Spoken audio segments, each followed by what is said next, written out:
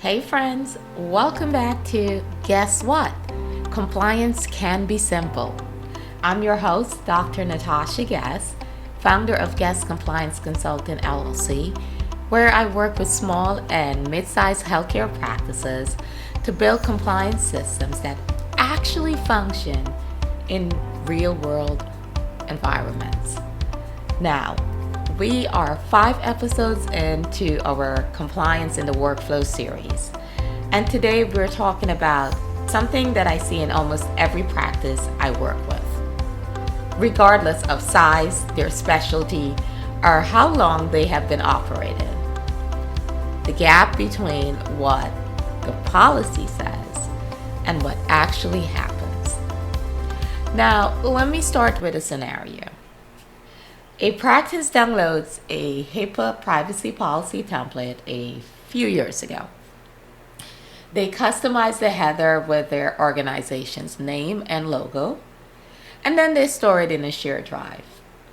They include this in their annual training.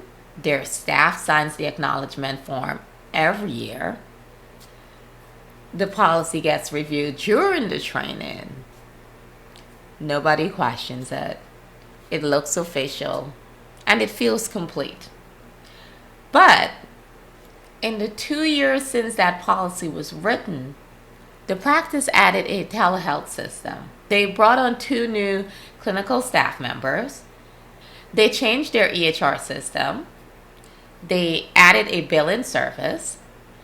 And the way patient information moves through the organization today looks almost nothing like the workflow that policy was written to describe. And guess what? Nobody updated the policy. This is not negligence. This is what happens in every small and mid-sized practice when operational growth outpaces administrative maintenance. And it creates a compliance risk that is completely invisible until something goes wrong. And I know a lot of you are asking why it matters. Here's why. When regulators investigate an organization, they do not just look at the policies you have on paper. They look at whether those policies reflect what is actually happening operationally. They interview your staff. They then observe your workflows, and they compare the written standard to the actual lived reality. And when those 2 things do not match, the policy does not protect the organization. It exposes it. Because now the organization has a document stating one standard and a workflow demonstrating another. Regulators will draw their own conclusions about which one reflects your organization's actual commitment to compliance. Now, let me walk you through how this gap develops, because understanding the pattern is the first step to actually breaking it. It starts with a policy that was accurate when it was written. The workflow at the time matched the document. You had alignment. Then something changes. A new system gets implemented. A staff member takes on a different role. One of your vendor relationship may have expanded. And the change is operational. It gets handled. And then everyone moves forward. But nobody remembers to update the policy.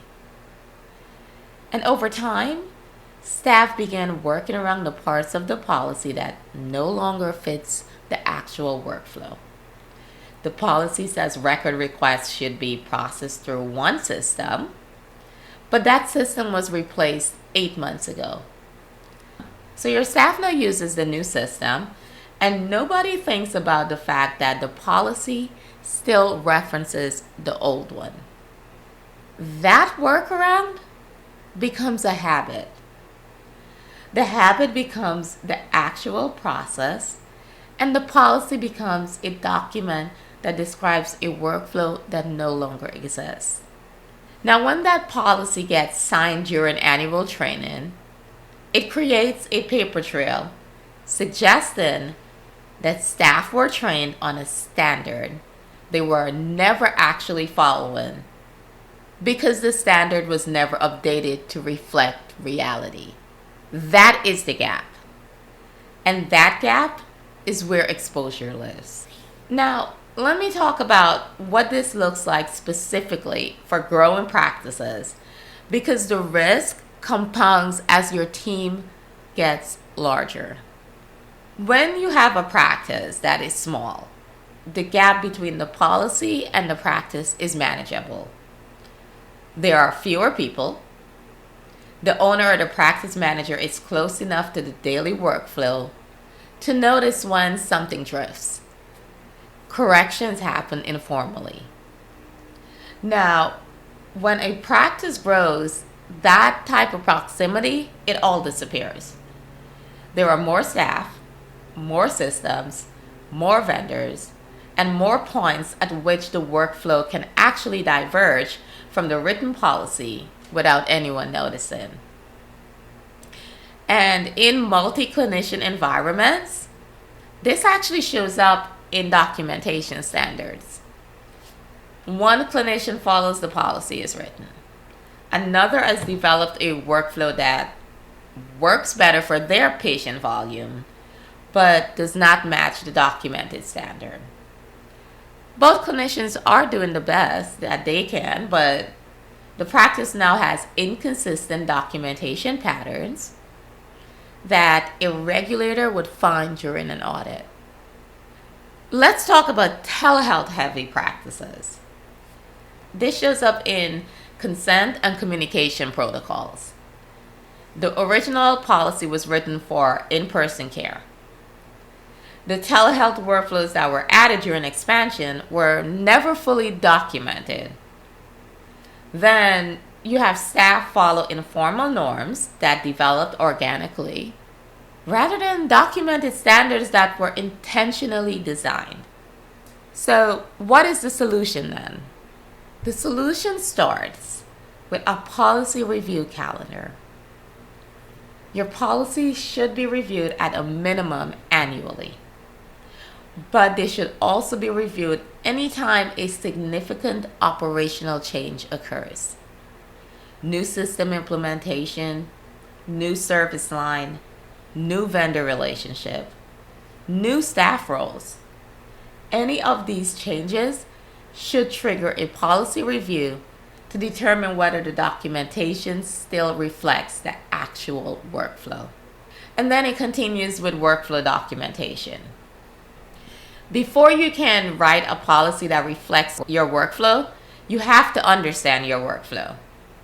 Map it. Walk through it step by step. Identify every point at which protected health information is touched, transmitted, or accessed.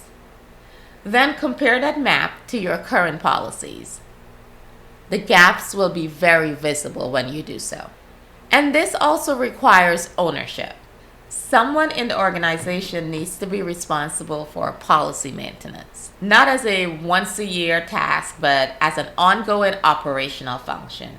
In small practices, that person is often the practice manager or the compliance contact. The key is that the responsibility is assigned, documented, and actually executed. Now, I know that was a lot. Here's what I want you to take away from this episode.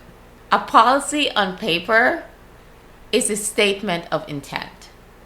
A policy that reflects your actual workflow is a compliance tool. Those are two very different things.